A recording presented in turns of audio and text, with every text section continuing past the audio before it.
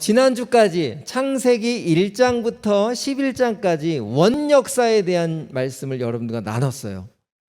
하나님이 이 땅에 왜 창조하셨고, 이 땅에 창조한 그곳에 인간을 왜 창조하셨고, 그렇지만 인간이 타락을 하고 또 타락한 인간을 심판하시며 새로운 노아를 통해서 인류의 확산까지, 그래서 원역사를 통해 하나님의 뜻과 소원이 무엇인지를 우리가 깊이 묵상을 해봤습니다. 잠깐 쉬고 오늘부터는 에스더서를 여러분들과 나누려고 해요. 1장부터 10장까지 있는 이 에스더서를 결정한 이유가 있습니다. 이 에스더서에 대한 큰 그림은 지금 이스라엘 백성들이 하나님의 선택된 백성임에도 불구하고 하나님이 아닌 우상을 섬기기 시작했어요. 그리고 자신들이 왕이 되어서 이 나라를 통치하고 싶습니다. 하나님 통치 필요 없어요.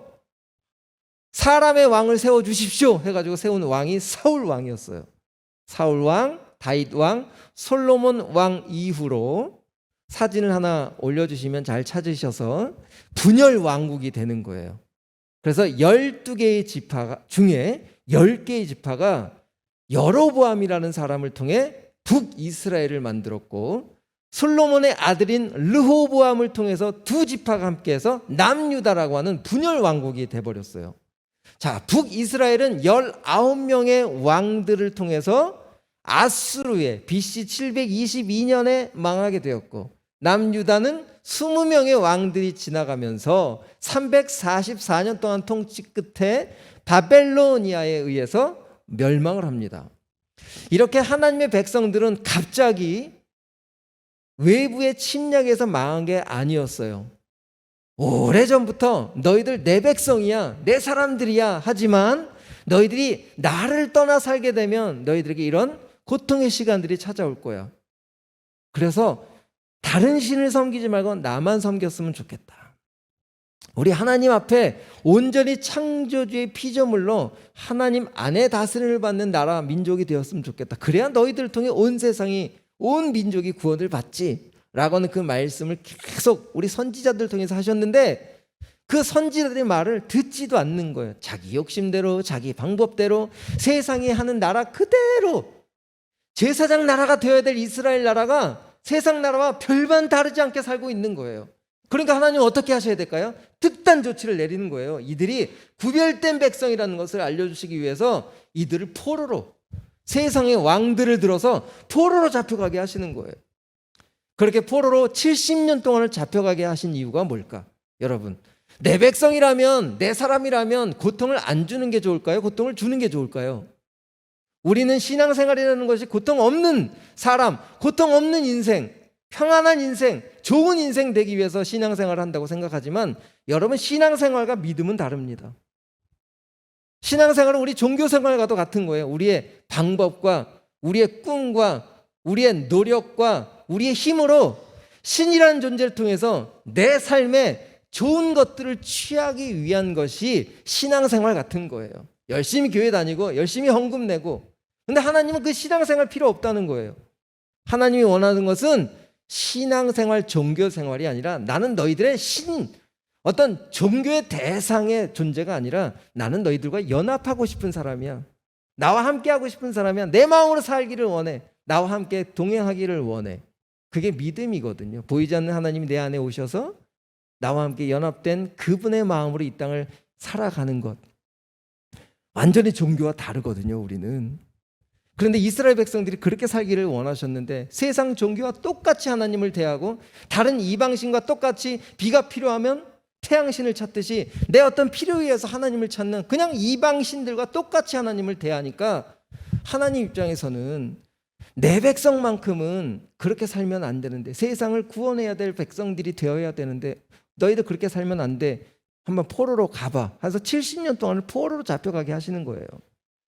그런데 하나님 그 포로로 잡혀가게 하시기 전에 먼저 말씀하셨잖아요. 너희들 이렇게 살면 포로로 잡혀갈 거야. 하지만 그 포로 기간도 70년이 되면 다시 돌아오게 할 거예요. 그래서 이사야 44장 28절에 보면 고레스 왕이라는 존재를 들으셔서 포로로 잡혀간 우리 한번 읽어볼까요? 시작. 고레스에 대하여는 이르기를 내 목자라 그가 나의 모든 기쁨을 성취하리라 하며 예루살렘에 대하여는 이르기를 중건되리라 성전에 대하여는 내 기초가 놓여지리라. 고레스라는 왕을 들어서 지금 바벨론으로 포로로 잡혀가 있는 150년 전에 이사야 선지자를 통해서 미리 말씀을 해놓으신 거예요. 너희가 포로로 잡혀가도 영원히 포로가 될 건 아니고 포로로 잡혀간 이유가 있어. 너희는 미미한 존재야. 세상에서는 너희들의 존재 자체도 없어졌고 주권도 없어졌고 나라 땅덩어리도 다 잃어버린 존재 같아. 세상 나라가 봤을 때는 하나님의 백성, 하나님의 나라 아무것도 아니네. 그런 하나님 신 같은 존재 믿을 필요 없지. 내가 만들어낸 신, 내가 주장하는 이 신이 더 맞지 라고 현재 현실 속에서 아마 자신들의 신을 옹호하고 높였을 텐데 하나님은 자기 자신이 그렇게 추해지고 자기 자신이 무너지고 자기 자신이 없어지는 자기 백성들을 포로로 잡히게까지 하시면서 무슨 얘기를 하고 싶으실까요? 무슨 얘기를 정말 하고 싶으신 거예요? 우리는 이 땅에 추구하는 존재들이 아니라 보이지 않는 하나님, 영혼을 추구하는 백성들이라는 것을 분명히 선포하는 거죠. 땅도 없어졌어요. 주권도 없어졌어요. 그런데 뭐만 살아있는 거예요? 하나님의 말씀만 살아있는 거예요. 하나님의 말씀이 이들 심령 가운데 깊이 살아있어서 그들을 통해 70년 만에 돌아오게 하시는 거예요. 그래서 바벨로니아보다 페르시아라는 나라 고레스 왕을 들으셔서 지금 바벨론을 무너뜨리고 전 세계의 패권을 이제 페르시아가 잡게 되었어요. 그러니까 포로로 잡혀간 누구의 운명도 바뀌게 될까요? 이스라엘 운명도 바뀌게 되면서 이스라엘 민족들뿐만 아니라 포로로 잡혀온 모든 포로인들을 다시 자국으로 돌려보내는 유화 정책을 펼치기 시작하는 거예요. 그래서 이스라엘 백성도 이제 드디어 70년 만에 150년 전에 하나님이 약속하신 말씀대로 말씀이 성취되는 그 모습을 보는 거예요. 이들이 한 게 있을까요? 없을까요? 포로로 잡혀간 이들이 한 게 뭐가 있어요? 그들은 한 게 아무것도 없어요. 그들의 주인이신 하나님은 미미하고 전 세계에서 이스라엘이란 땅덩어리가 완전히 없어지고 망한 나라라고 생각했지만 하나님은 그들을 다시 세우셔서 그 땅으로 돌아오게 하시고 지금까지도 이스라엘 나라는 그 자리를 지키고 있는 거죠. 진짜 무엇을 추구하는 사람들입니까? 너희들은 하면서 이 세상을 향해서 너희들의 힘과 막강한 능력과 파워와 권력과 전쟁을 통해서 이 세상을 지배해도 하나님의 말씀이 임재한 그 나라가 왕성할 거야. 그것은 이스라엘 민족만 지금 해당하는 걸까요? 아니요. 똑같이 영적인 이스라엘 민족인 영적인 우리, 하나님의 백성인 우리도 세상의 그 어떤 권세에 굴하지 않고 하나님의 말씀에 영원한 존재로 살아갈 것이다. 그렇게 포로에서 돌아온 1차 귀한 자가 사진 하나 올려주시면 수르바벨을 통해서 한 4만 8천 명이 돌아와요. 4만 3천 명. 에스라 2장에 나오긴 하는데 이렇게 수르바벨을 중심으로 첫 번째 포로 귀환이 시작이 되는 거예요. 돌아오기 시작하는 거예요. 그런데 두 번째는 주전 458년경에 에스라를 중심으로 또 2차 귀환이 되고 마지막에는 느헤미야를 통해서 나머지들이 다 귀환하게 되는, 그래서 하나님이 말씀하시는 대로 이 백성들이 다 돌아오도록 돼 있어요. 그런데 지금 에스더 어디냐? 요 1차 귀환자들 그 20년 사이거든요. 지금 2차 귀환하는 그 사이가 20년 사이거든요. 그 사이에 지금 아직 페르시아에 남아있는 사람들의 이야기가 에스더 이야기예요. 이제 이해되셨죠? 에스더가 어디 이야기라고요? 포로로 돌아갈 수 있는데도 여전히 포로로 돌아가지, 아니, 자신의 그 예루살렘으로 돌아가지 못한 사람들. 왜 그럴까? 1차 기원한 사람들한테 소문이 들려오는 거예요. 야, 돌아가 보니까 70년 만에 그 예루살렘으로 돌아가 보니까 내가 살던 곳은 사마리아인들, 외부인들이 들어와서 다 자리를 차지해 놓고 성전은 다 무너졌고 예루살렘 성벽들은 다 무너져 있어. 정말 살기가 너무너무 힘들어. 아예 페르시아 왕 밑에서 사는 것이 더 좋아 라고 하는 소문들이 들리니까 이 사람들이 지금 돌아가지도 못하고 페르시아에서 어정쩡하게 종살이하면서 살고 있는 거예요. 그래도 하나님의 말씀하셨으니까, 하나님의 말씀이니까 돌아가야 돼요? 안 돌아가야 돼요? 돌아가는 게 맞죠. 하나님이 그렇게 약속하셨으니까. 폐허가 되었어도 하나님이 돌아오게 하시겠다 하셨으면 살게도 하실까요? 안 하실까요? 분명히 돌아오게 하시겠다면 살게도 하시는 거예요. 근데 우리는 당장 현실만 보는 사람들인 거야. 현실이 조금 어려우면 하나님 말씀이 안 들리는 거예요. 현실이 더 크게 보여. 그래서 이 칠판 같은 데 동그라미를 그려놓고 동그라미를 이렇게 가까이서 쳐다보면 동그라미가 크게 보일까요? 작게 보일까요? 엄청 크게 보이는 거예요. 동그라미를 가까이서 보면. 그런데 그 동그라미를 멀리서 보면 그 동그라미가 커져요? 작아져요? 작아지는 거예요. 같은 크기의 모양이라도 어떻게 바라보느냐. 근데 우리는 매번 하나님의 말씀보다 현실을 너무 가까이 보니까 하나님의 말씀은 들리지 않는 거예요. 지금 현실 속에 그 포로인으로 남아있는 그 미미한 이스라엘 백성들, 돌아갈 수도 없고 남아서도 종살이를 해야 되고 우리는 이대로 망하나 보다. 우리 이대로 망가지나 보다. 이대로 이제 우리 인생은 끝나나 보다. 라고 하는 그 페르시아에 남아있는 포로인들의 이야기가 에스더서인 거예요. 제가 이 에스더서를 들고 나온 이유가 그거예요. 이 시대에 우리 청년들이 정말 가장 힘들고 어려운 길들을 걸어가고 있어요. 이 길이 진짜 제대로 맞는 길인지, 가도 문제가 생기고 안 가도 문제가 생길 것 같고, 이 길로 가도 문제가 생길 것 같고 저 길로 가도 문제가 생길 것 같고, 오고 갈 데 없는 페르시아에 남아있는 포로인들처럼 이 시대의 청년들이 그런 길을 걸어가고 있지는 않을까? 막 좌절하고 있지 않을까? 답답해하고 있지는 않을까? 그런 우리 전주한대교회 청년들에게 그들을 향한 하나님의 마음은 어떤 마음일까? 라는 그 이야기가 에스더서에 고스란히 담겨져 있어요. 그래서 에스더의 주제는 뭐냐면 미미한 벌레 같은 누구도 알아주지 않는 이스라엘 백성들을 기억하시고 그들을 다시 회복시키시는 그 이야기가 펼쳐지는 것이 바로 에스더서 이야기예요. 여러분, 에스더서 이야기를 들으면서 여러분이 페르시아의 포로인 같은 상황 속에 처해 있을지라도 하나님은 지금도 우연히 없이 나와 함께하고 계신다. 하나님이 내 현실 속에서 안 계신 것 같아 보이지만 하나님의 말씀 안에서는 이미 내가 선택되었고 나를 하나님이 회복시키실 거야 라고 하는 강한 확신이 여러분들에게 들기를 축복합니다. 그래서 이 에스더서를 들고 왔어요. 이제 우리 한번 에스더서를 조금만 더 우리 배경적으로 우리가 지금까지 제가 열심히 설명을 했는데 우리 오늘 본문을 한번 들어가 봅시다. 에스더서 1장 1절에서 2절 우리 다 같이 한번 읽어보겠습니다. 시작. 이 일은 아하수에로 왕 때에 있었던 일이니, 여기에 이제 시대적, 시간적 때가 나오죠. 아하수에로 왕은 인터넷에 찾아봤자 나오질 않아요. 왜냐하면 이 아하수에로 왕은 크세스라고 하는 이름으로 왕으로 존재했던 실질적인 역사적인 인물이기 때문에 아하수에로 왕을 치면 안 되고 크세스라고 왕을 치면 그게 바로 아하수에로 왕인 거예요. 페르시아에 누구는 뭐 3대 왕이라고 누구는 4대 왕이라고 하지만 실질적인 것은 한 4대 왕 정도인 거예요. 고레스 왕 이후에 4대째 페르시아를 다스리고 있는 왕이다.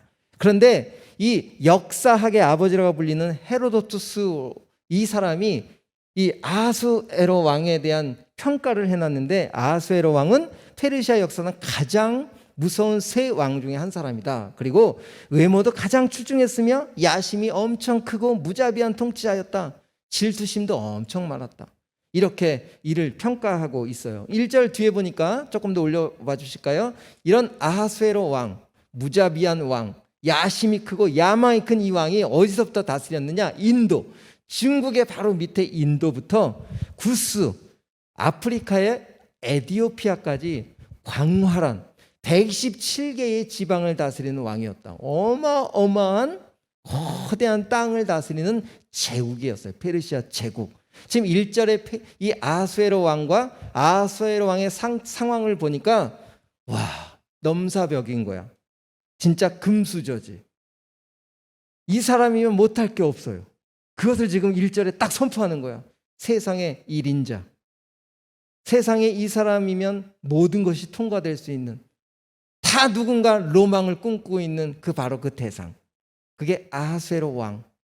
그런데 그 아하수에로 왕이 우리 한번 계속해서 읽어볼까요? 2절에 당시에 아하수에로 왕이 수산궁에서 즉위하고, 이 수산궁이라는 것은 수사라고 해서 페르시아의 수도인데 겨울 왕국인 거예요. 겨울 왕궁. 여름 왕국은 딴 데 있어요. 그 수산 왕국에서 일어나는 일들이다라고 하는 것을 이제 1절, 2절에서 이제 우리는 알고, 이제 어떤 일들이 있는지 3절, 4절 한번 읽어봅시다. 왕이 있은 지 제3년에 모든 지방관과 127개의 지방관들을 다 불렀어요. 그리고 신하들을 위하여 잔치를 베푸니 바사와 메대의 장수와 각 지방의 귀족과 지방관들이 다 왕 앞에 있는지라 왕이 여러 날 곧 며칠을 잔치를 벌이기 시작했는데 180일 동안을 6개월 동안을 잔치만 벌이고 있다는 거예요. 근데 그 잔치를 벌인 이유가 뒤에 있어요. 뭐예요? 영화로운 자신의 나라를 뽐내고, 자신의 나라가 이 큰 것을, 부함을, 지금 위엄을, 혁혁함을 드러내기 위해서, 뽐내기 위해서 잔치를 지금 6개월 동안을 벌이고 있다는 거예요. 여러분은 이렇게 아하수에로 왕이 여러분들을 초청했다면 여러분 가시겠습니까? 안 가시겠습니까? 여러분들의 집에 초청장이 딱 도착했어요. 귀하는 왕이 초대하는 이 잔치에 참여하실 수 있습니다. 하면 여러분들 갈까요? 안 갈까요? 멋지게 꾸미고 이 세상의 1인자가 연회를 베푼 그 자리에 초대받았다라는 그 자존감을 가지고 얼마나 취해서 달려갔겠습니까? 여러분들 그런 꿈 꾸지 않아요? 혹시 그런 꿈 안 꾸세요? 나도 어떤 드라마의 그 상위층처럼 그런 삶을 좀 누리고 싶다라고 하는 생각들이 우리 안에는 다 있어요. 이 멤버십에 들어가는 것, 이것이 우리들의 로망일 수 있고, 여러분들이 지금 그 길을 준비하고 있는지도 모르겠어요. 여러분, 그 길이 잘못됐다는 길이 아닙니다. 이 길이 어떤 길인지 한번 조금만 더 볼까요? 그렇게 자신의 나라의 부함, 자신의 나라의 크기, 이것을 지금 자랑한다면 지금 누구를 자랑하는 거예요? 실제는 본인을 자랑하는 거예요. 본인 내 힘이야 이게 다. 너희들이 지금 이렇게 잔치한 것도 다 누구의 힘인 줄 알아?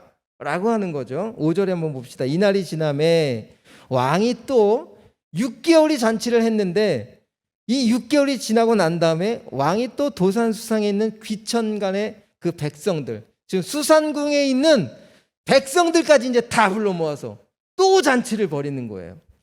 근데 왕궁 후원뜰에서 그 잔치를 베푸는데, 그 왕궁 후원뜰의 모습이 어떤 모습이냐면 6절 7절 한번 보세요. 우리 다 같이 읽어봅시다. 6절 7절 시작. 6절부터 백색, 녹색, 청색 휘장을 자색 가는 배줄로 대리석 기둥 은고리에 매고 금과 은으로 만든 걸상 의자. 지금 그 연회장에 여러분들이 앉는 의자는 지금 나무에 앉아 있는데, 그 연회장은 지금 뭐로 만들어졌다고? 의자가 금과 은으로 만들어졌다는 거예요.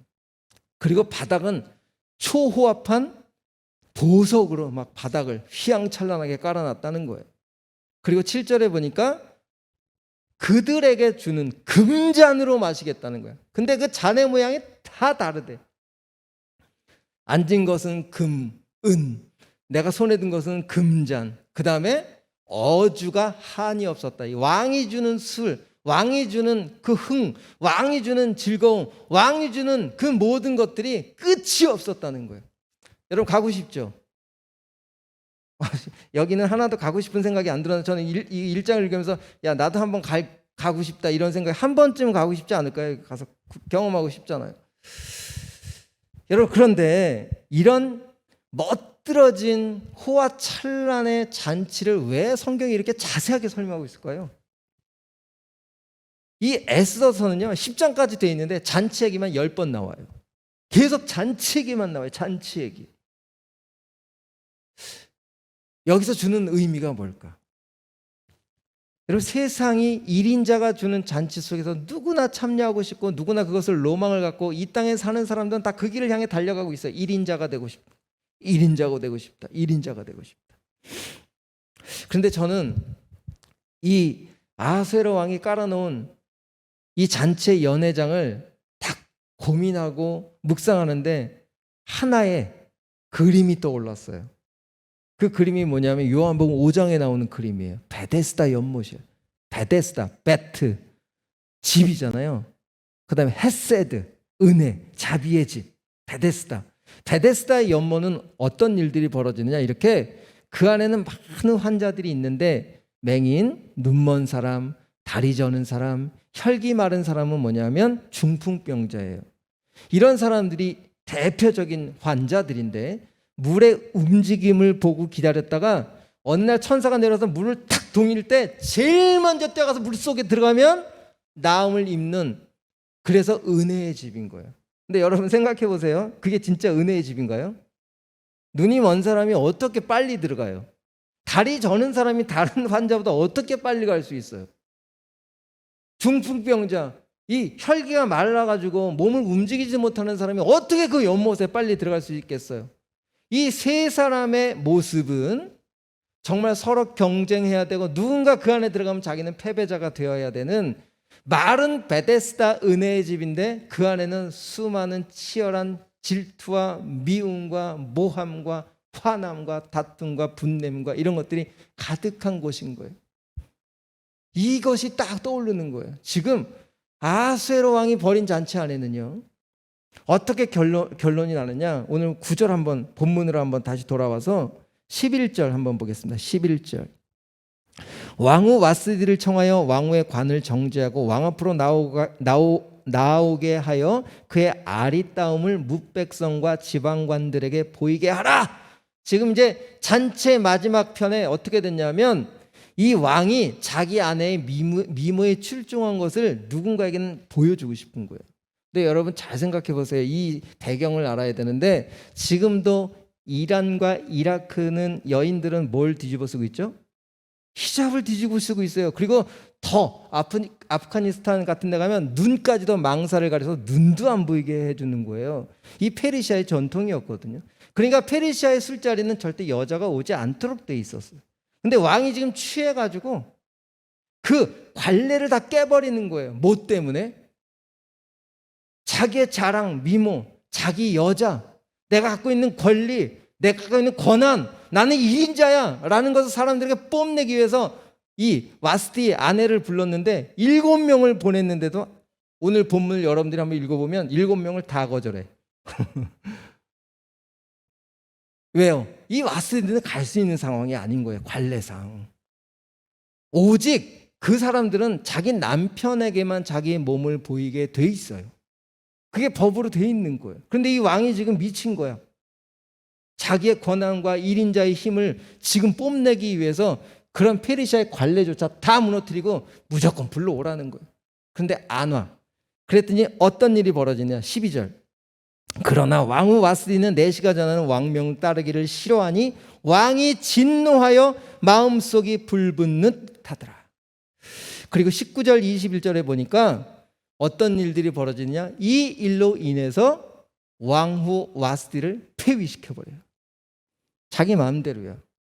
여러분 여기서 이제 결론으로 한번 가봅시다. 오늘 1장은요 이런 잔치기로 끝나요. 이게 1장의 전부 내용이에요. 그럼 이 잔치에 내가 참여를 했다. 지금 왕의 마음이 불불 듯 화가 나 있는 상태에 이 신하들이 바라보고 이때다. 지금 저 라인의 왕비를 내리고 내 라인의 왕비를 올려서 내가 좀 출세해야 되겠다. 지금 베데스다의 연못의 모습이 나오죠. 신하들이 갖은 술모와 음모를 통해서 자기의 라인들을 세워서 자기의 출세를 위해서 1인자는 될 수 없으니까 2인자로 해야 되겠다고 그 신하들의 수많은 다툼 속에 있는 이 잔치의 이면에 있는 모습들을 성경은 기록하지 않지만 우리들은 충분히 유추해 볼 수 있는 거죠. 왕의 눈치를 보기 위해서 얼마나 왕 앞에서 흥을 돋갔겠습니까? 얼마나 웃음을 떨어야 됐을까요? 그 왕에게 잘 보이기 위해서 내가 얼마나 움직여야 되고 얼마나 갖다 바쳐야 되고 이 사람이 골아 떨어져야지만 잔치가 끝나버리는 그런 이 세상의 잔치. 여러분 그 잔치를 향해 달려가고 있잖아요. 지금 현재 그 잔치에 포함되어 있잖아요. 그렇게 살아야만 이 사회생활을 할 수밖에 없는 이 시대의 세상의 잔치의 모습이 바로 오늘 에스더 1장에서 우리들에게 가르쳐주는 잔치인 거예요. 힘드시죠? 2인자가 되기 위해서. 나는 태어날 때부터 흙수저라 절대 2인자가 될 수밖에. 최고를 찍어야 2인자. 그 자존심, 좌절감 다 무너뜨리고 어떻게 해서라도 그 1인자가 되고 싶어서 어떤 방법을 동원해야 내가 살아가야 되는지에 이 시대를 그대로 페르시아의 수상궁에서 벌어지는 일이 오늘 여러분들 21세기 청년들이 살고 있는 이 사회를 지금 조명하고 있는 거예요. 저는 이 에스더서 1장을 보면서 마음 너무 아팠어요.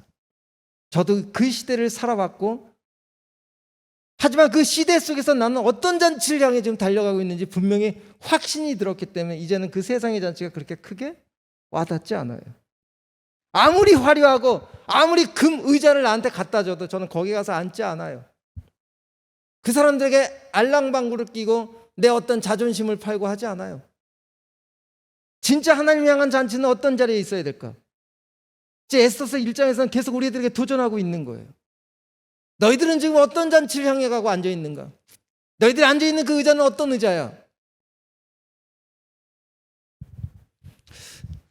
여러분, 공무원이 되지 말라, 무슨 어떤 사업을 하지 말라, 이런 뜻 아닙니다. 이거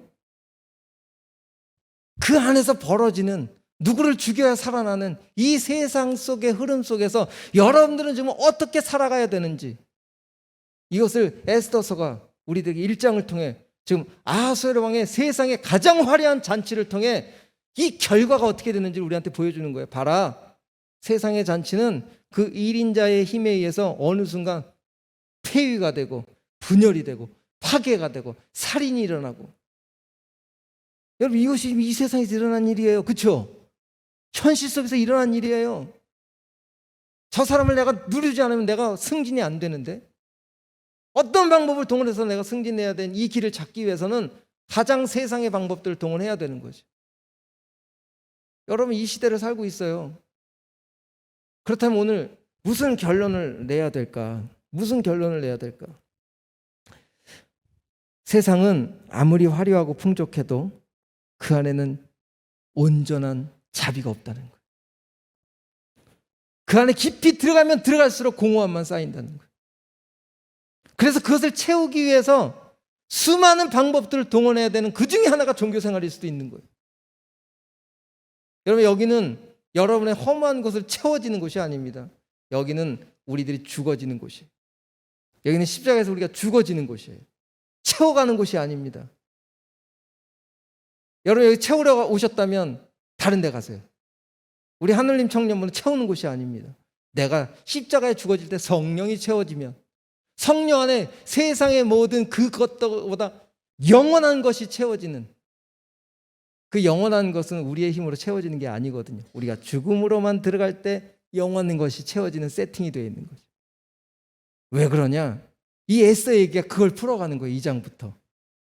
그 에스더란 여인이 포로인으로, 여인으로 127개의 페르시아의 수많은 미모를 가진 페르시아 여인들 120대 1로 지금 왕비 대열의 후보자로 세워지는 거 아닙니까? 그런데 여러분, 이 에스더 결과 다 알잖아요. 누가 왕비가 돼요? 그 촌여자인, 미미하고 이름조차도 내세우지 못하는 그런 여인이 왕비가 될 수 있는 근거가 뭘까? 하나님과 우리의 존재는 그렇게 절대 예수 그리스도의 신부가 될 수 없는 우리를 에스더서를 통해서 이름도 없이 빛도 없이 지금 그 자리에 세상 바닥을 치고 있는 그 에스더 한 여인이 어느 날 왕비의 자리로 갈 수 있는 길을 하나님이 제시하면서 우리들에게 얘기하는 거예요. 세상의 잔치 중요하지 않아. 내 신부가 되는 것이 중요한 거야. 하나님 아버지의 아들이신 예수 그리스도 신부가 될 때 이 세상의 그 어떤 것보다 비교가 될 수 있겠습니까? 그 얘기를 지금 에스더서가 하고 있는 거 아닐까요? 여러분, 누구의 신부가 되고 싶으십니까? 정말 세상의 가장 거대한 그룹의 아내가 되고 싶으신 거예요? 그것이 결론이 뭐예요? 거기에 아내가 되는 순간 언제 폐위될지 모르고 매일 떨면서 사는 거지. 그게 우리의 인생이라는 거예요. 그런데 그 왕비의 자리에 오른 그 에스더를 통해서 하나님의 사람으로 세우신 그 자리가 얼마나 위대한 자리인지를 풀어나가기 시작하는 거예요. 에스더서가. 아하수에로 왕은 평생 잔치를 벌이는 인생이었고 1인자의 인생이었지만 처음엔 뭐에 붙들려 살았어요? 권력에 붙들려 살았어요. 두 번째는 180일 동안 쾌락에 붙들려 살았어요. 세 번째는 왕비를 부르는 자랑에 붙들려 살았지만 결국 분노에 붙들려 파멸하게 되는, 그게 세상의 잔치라는 것이 오늘 1장에서 우리들에게 가르쳐주는 진리입니다. 진리. 세상은 영원하지 않아요. 우리 마지막으로 우리 찬양팀 준비해 주시고 다윗의 이야기로 결론을 내보겠습니다. 우리 사무엘상 24장 4절 5절 한번 같이 읽어보겠습니다. 우리 큰 소리로 한번 읽어봅시다. 시작. 다윗의 사람들이 이르되 보소서, 여호와께서 당신에게 이르시기를 내가 원수를 내 손에 넘기리니 내 생각에 좋은 대로 그에게 행하라 하시더니 이것이 그날이니이다. 먼저 좀 상황을 설명해 보면, 지금 하나님으로부터 사무엘에게 기름을 부음을 받았어요. 이제 사울 왕을 폐위하고 다윗 너를 왕으로 세울 거야. 내가 하고 싶지도 않았는데 하나님이 사무엘 선지를 통해서 와서 기름을 부어주셨어. 근데 그때부터 무슨 일이 벌어지는 거예요? 사울 왕의 이 질투로 인해서 매번 죽임을 당할 것 같은 쫓김을 당하는 거예요. 평생. 그런데 지금 어떤 기회가 왔느냐? 숨어있는 엔게디 그 동굴에 사울 왕이 자기를 잡으러 온 그 동굴에 볼일을 보러 들어왔네. 그러니까 이 지금 다윗의 옆에 있는 사람들이 그런 거예요. 다윗 지금 기회입니다. 빨리 죽이십시오. 하나님 주신 절호의 찬스입니다. 아하수에로 왕은 옆에 있는 그 신하들이 와스디 폐위시키라니까 홀라당 폐위시켰잖아요. 그냥 바로. 근데 다윗은 어떻게 결론을 내느냐? 5절 한번 읽어봅시다. 이것이 그날이니이다 하니 다윗이 일어나서 사울의 겉옷자락을 가만히 베니라. 그리한 후에 사울의 옷자락 뱀으로 말미암아, 다 같이 시작. 다시 시작. 이거 꼭 기억하세요. 오늘 다윗이 마음이 찔려. 이 찔려라고 하는 히브리어 낙하라는 단어는 비트, 두드리다, 치다 이런 뜻이 있어요. 이게 무슨 소리일까요? 사람이 폐위시키세요. 사람이 이렇게 하세요.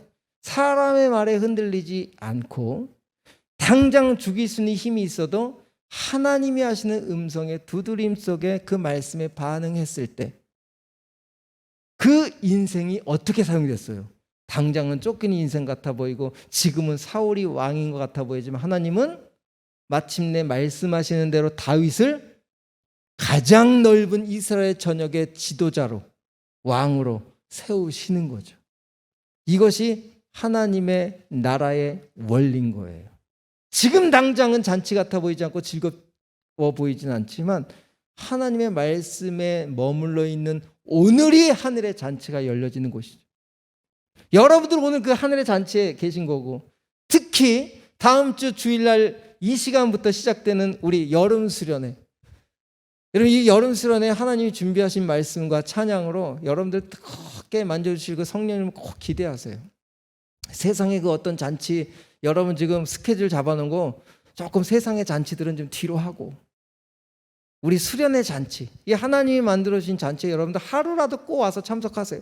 교회에서 우리들을 사랑하셔서 우리 등록금 내지 말라고 교회에서 다 대주겠다고까지 하시잖아요. 왜? 여러분들이 이 하늘의 잔치, 이 생명의 잔치, 말씀의 잔치, 찬양의 잔치에 좀 오셔서 같이 하나님을 더 깊이 알아가는 그 하늘의 놀라운 잔치에 참여하라고 그렇게 교회에서 배려해 주시고 우리를 붙들어 주시는데, 여러분들 그래도 한 90명 꽤 많이 신청하셨어요. 첫날 점점 줄어들긴 하지만 여러분들 꼭 하루라도 리더들을 통해 꼭 신청하셔서 이 놀라운 잔치에, 다음 주 3시에 대회 예배 시작입니다. 수련회. 다음 주에 오실 때는 여러분 꼭 2박 3일 짐을 싸들고 오셔야 돼요. 그리고 예배가 마치면 바로 우리 대형 버스에 타고 우리 장소로 이동해서 수련회를 가질 것입니다. 우리 찬양할까요? 정말 나는 어느 잔치에 지금 내 마음이 빼앗겨 있는가? 나는 지금 어느 잔치에 머물러 있는가? 내 인생은 지금 어느 자리의 잔치에 있는가? 이 찬양 가사를 보면 그 품 안에서라는 이 가사, 내 아버지 그 품 안에서 내 영혼이 안전합니다. 다윗의 선택처럼 우리 여러분들도 이 안전한 하나님의 잔치에 있는 우리 모두가 되기를 축복합니다. 내 아버지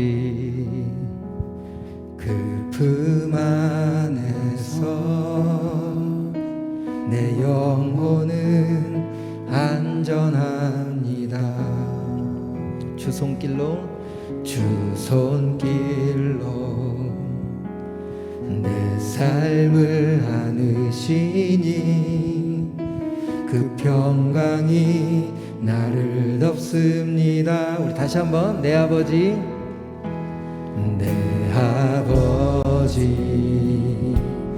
그 품 안에서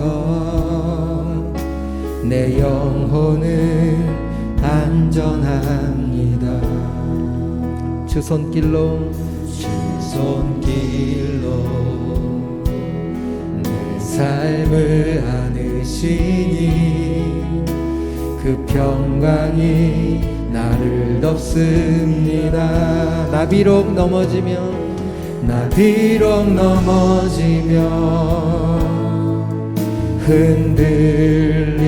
흔들리지만 주 내 안에 거하며 나를 붙드시니 내 생각을 주께로 돌리고 주시는 평강에 옷을 입습니다.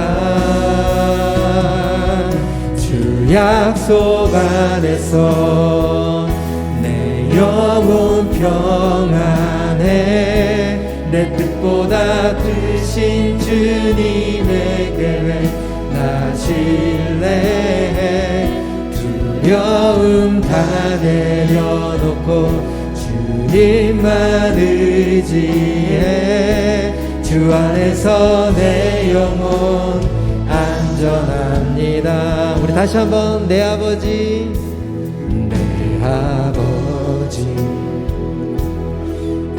그 품 안에서 내 영혼은 안전합니다. 주 손길로 내 삶을 안으시니 그 평강이 나를 덮습니다. 나 비록 넘어지며 흔들리지만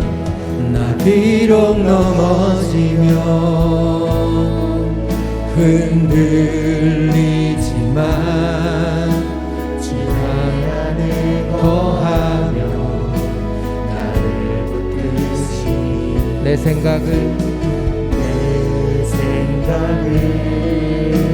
주께로 돌리고 주시는 평강에 옷을 입습니다.